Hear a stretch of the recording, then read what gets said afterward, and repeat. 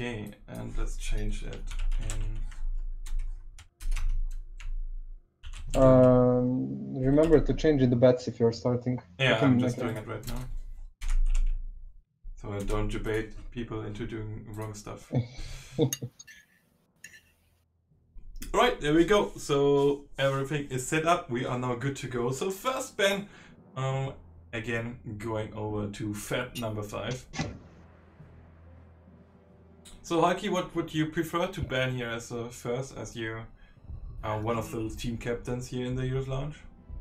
Well, to be honest, there are plenty of choices here. If you decide to ban a Gul'dan or Johanna, perfectly viable thing. Sylvanas, again, I would personally wouldn't ban it because Sylvanas is only as strong as how kind of how well you control the objectives, you control the turnings. But the reality is, if they get a turning, Sylvanas can give you a lot of value because you can disable the towers, and it's a great push hero on this map. So again, not a terrible ban, but at the same time, probably the most efficient ban. On the other hand, we see Blackhearts Beauty kind of looking for a Murky. Now, a Murky, if we consider how the Murky the hero plays, Murky excels at just being left alone. Like, so you want him in big maps, put him in one corner, and just for him to be pesky, pushing towers and things like that. And Murky on this map, which is quite small, I don't really know. I don't, I agree with that. The reason why Merc isn't great on this map is because you generally have to put him in that one lane, and he will die a lot, which normally doesn't matter. But here he will also drop gems, so it can be quite problematic to secure the first turn in if you have Merc in the solo lane, unless he is in the 4-man for some reason. Exactly. They banned the ETC, so it's still pretty decent. Yeah, probably debated us into thinking they would do it. Yeah, indeed.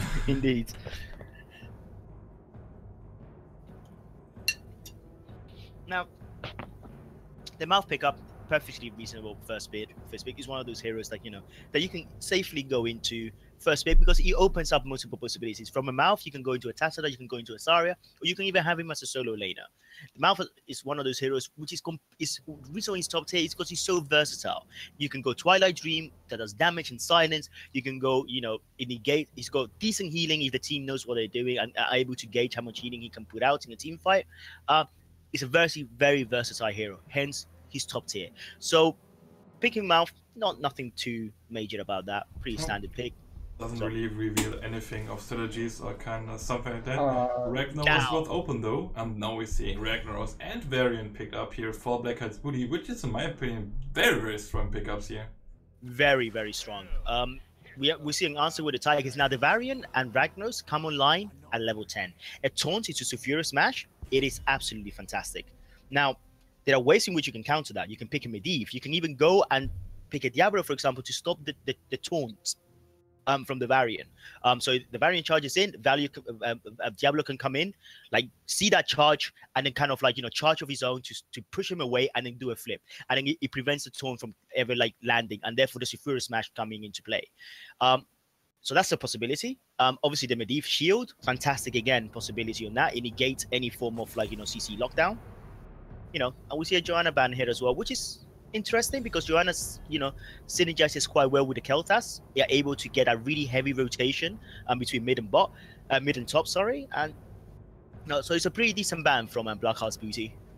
Yeah, I agree. I completely agree, and we saw that Fed 5 can play good Johanna as well, and that's reasonable, especially to deny. A good tank for the solo for the rotation game, as you already said that. Gul'dan ban from Fed number 5, which is exactly as well reasonable. They already have the KT, which is a very good mage for clearing the rotation in the waves. Exactly. So exactly. Gul'dan ban makes totally sense. Yeah. So now the fact that the Fed 5 has picked Tigers, BHB will have to kind of consider their tanks very carefully, because Tigers is one of those heroes that shreds tanks. So you don't want to be standing in front of that minigun too long. And the fact that they've taken away Johanna, that means a blind is out of the question. It means that there's very little way to stop that minigun. Do they really need another tank? They have a Varian, they have Ragnaros. That's a good point. They may not even need it, actually. You may be right. Yeah, I think Varian is kind of one of the tanks who can deal good with Tychus because he just puts on his parry and then the minigun trade doesn't do anything at all. Exactly. And what I really like about here is that Kerosene. The Kerosene is one of those heroes which, if left unchecked, he wrecks the Kel'Thas and he wrecks the Malfurion. He's one pesky little hero that doesn't go away, and he's got insane amounts of burst damage.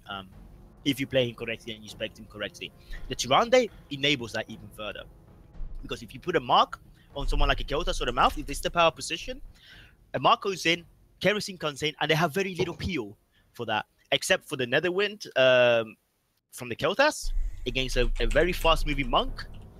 You know, remains to be seen. So I like those picks. I like the Tyrande and I like the Kerosene picks here. Yeah, I like it as well, especially in combination with Tyrande and the Taunt combo, which is pretty good.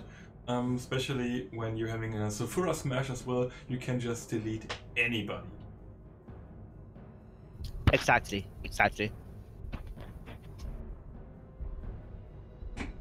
But there's always a cleanse, which has the Malfurion. So let's see what will happen there. Tyrael and Zarya as a last pick. I think that's pretty strong. If you don't know Undead on his Tyrael, you don't know what trade value is. He really likes to go for that one, and his Tyrael is pretty aggressive. I really like to see that, and Zarya as well is a good one, as she is providing a lot of shields for the teams. So basically it's like something that you explained earlier, to deny something of the Variant Taunt and stun combo. Zarya is perfectly to do exactly that. Exactly, and you see the last pick of being Chromie. Now, do I hate the pick? Not really. Why don't we have an Asmodan, guys? What kind of Blackhearts booty map is this without an Asmodan? Oh, so they're known for their I'm Asmodan. disappointed. Oh, they're known for their Asmodan, and but I figured maybe the player who isn't here would actually be playing the Asmodan, but I think several of them are. They're actually joking Chromie is the Asmodan light. I have to say, from the perspective from Blackhearts booty, anything which gets in their combo will just completely die. There's nothing that can really change that, because if they can manage to do that combo properly, there's actually nothing, even Zarya with shield, Malphite with here can stop really Blackhearts booty from killing someone. Indeed. Now, the question is, before we even get to the full combo being online, so level 10 with the taunts, or even level 8 with the Chromie, if she chooses to go for the... It's a rewind level 10? I forget the name of it. Anyway. The temporal loop, you mean? Temporal loop. There we go. Thank you. Before we get to all of that, the question is, how would the Tyrael fare against the Ragnaros in the bot lane? Now, if you recall a game that you analyzed into the Spider Queen, if a team, a great kind of lane in this map is not only to try to beat the opposing enemy, but most importantly, deny them taking gems. If you deny them taking a gem, it gives you so much value in this map. So my question then becomes is, how well would the Ragnaros be able to deny Tyrael? Because I feel from a kind of just a pure composition matchup, the Ragnaros should be able to beat the Tyrael, and the Tyrael will probably have to be, we have to use his falling sword or whatever it is, that ability that's called, to try and teleport in and get the gems that have been cleared. So I'll be very interested to see how that bot lane pans out. Yeah, I will think they will send Tychus maybe to the bot lane, as I don't think Undead will be playing in the solo lane. But yeah, fair enough. Yeah, that's actually their standard to send Tychus in the solo lane. Oh, really? Oh, that's the standard then. Let's see how this will work. And let's introduce our teams. We have in Blackhearts booty here on the left side, with Soren playing the Ragnaros, Renarius playing Kerosene, Hede playing the Chromie, Jungle Siege on the Varian, and Grefta will playing the Tyrande.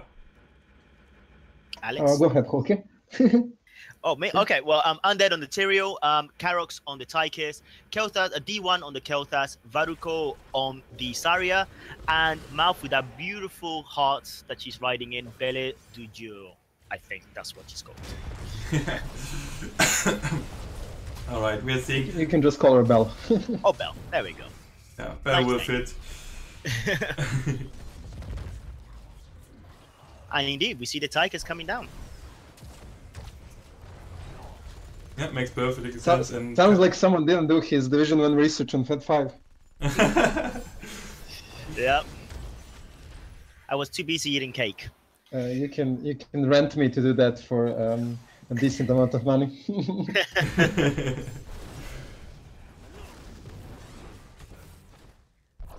So how are the rotations coming along there? Yeah, I'm really curious to see how this will work out for Blackhearts Booty. As we're talking about the wave clear, they are not having the best wave clear. Yeah, in the and world. this is what I said about in the draft. Do I like the Chromie pick? I don't really know. Great for the team fight. Is it great for the wave clear? I don't know. A Jaina will still have fit quite well. They have enough CC for the Jaina Blizzards. Yeah, but even Jane isn't that great for the wave clear. I mean, she can clear one wave and then she can't clear the other. And between Karazim, Varian, and Tyrande, they do have a pretty poor wave clear altogether, I think. Indeed. And I don't think they would gain that much from Jaina. I think Jaina and Chromion sort of on the same level. Yeah, and we see Tychus getting completely wrecked. Wrecking the Sauron. So he now has to use his straight, but he will go down. Good rotation by them. It means that they probably will lose the top wave unless they can get there quick enough. That was a very good rotation, but unfortunately they, for some reason, didn't guard the gems. So D was able to come pick them up easily. Indeed. They lost the top wave. Still secure it. They lost 5. So was that kill worth it? Not really. They are still behind in gems and in XP because they missed the complete wave, the gems, the everything, and just. And this is and Alice, this is exactly what I was talking about in the map analysis in the beginning of the game. This is all about rotations. If you go for the gank, that's fair enough. You can go for the gank. There's nothing wrong with that. And they showed they're able to do it. They got enough lockdown to do it. The thing is, you have to rotate back to your lane straight away. You can't afford to miss gems and you can't afford to miss XP. And that's exactly what they didn't do. And we are seeing like almost nowhere else shield wall coming out here from Varian, not the Warbringer, what we kind of used to see. Interesting. That's a very interesting pick.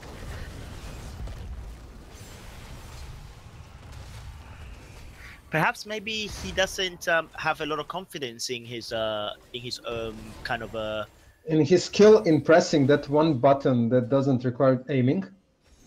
Yeah, but I think it's like the Tychus. He feels that won't be enough to stop the Tychus damage. And the reality is, though, I'm struggling to understand why he went Lions Maw level 1. And we see Ragnaros getting beaten by the Tychus. Yeah, the shield wall actually prevents the percentage damage, right? Yes, it does. But the parry does that as well, doesn't it? But the parry is all auto attack based.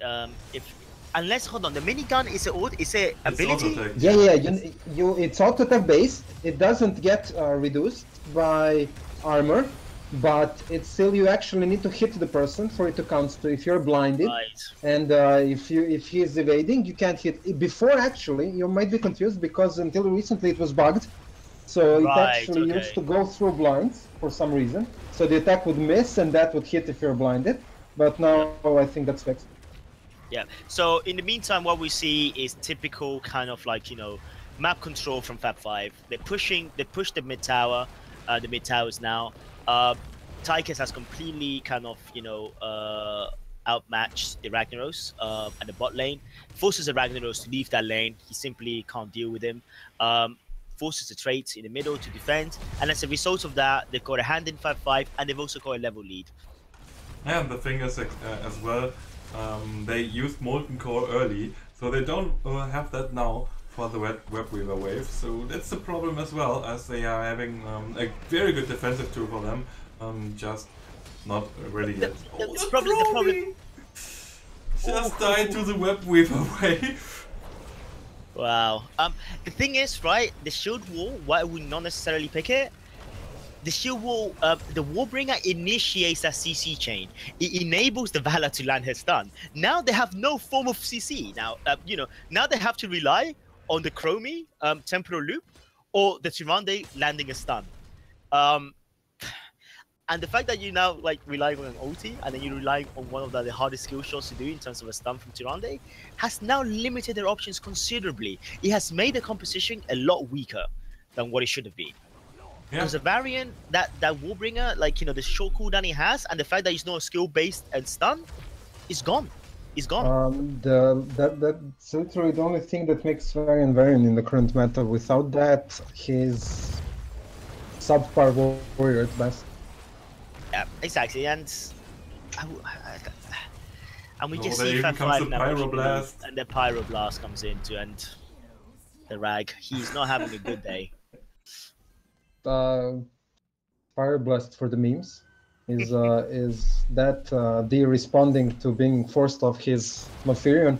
No, it's actually such a sad story. Like every time he plays, he gets target banned nowadays because someone might have told everyone how good he is, and now he actually can't play it, and he has to give up the spot for D.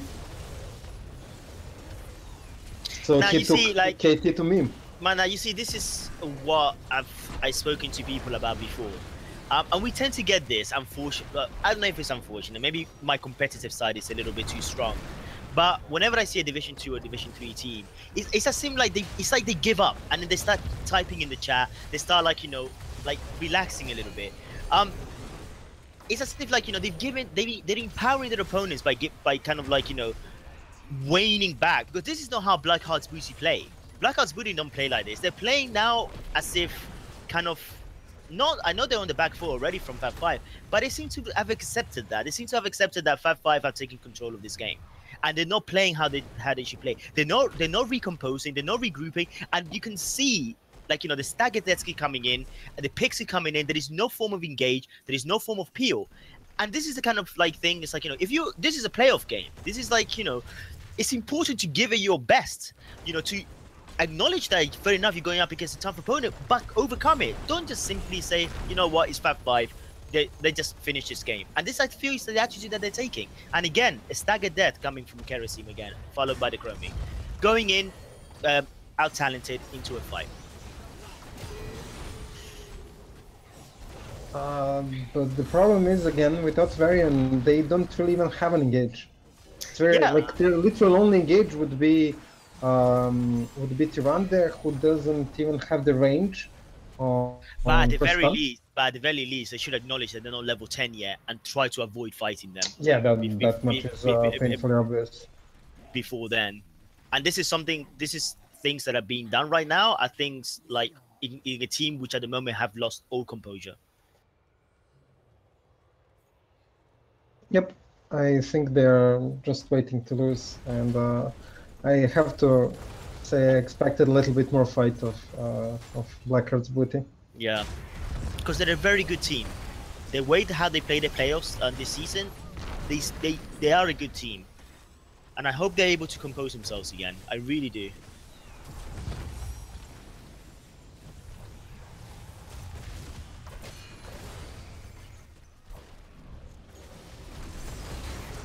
We do have Blackhearts Booty pushing in from all sides right now with the Web Weavers, Sanct coming down, another death, and another.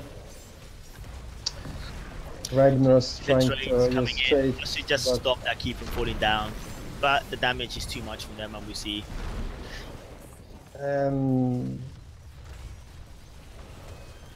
this moment, this looks like a complete surrender. White flag is being waved by Blackhearts Booty.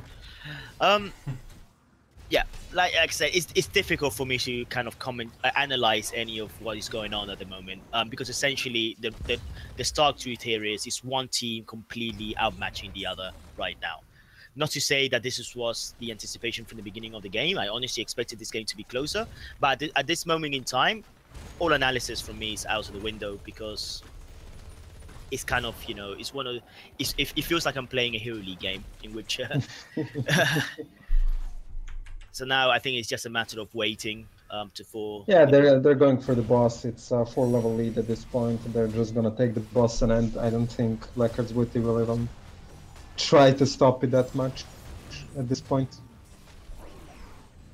Yeah, after saying the chat, maybe they don't know what to do, but Yeah.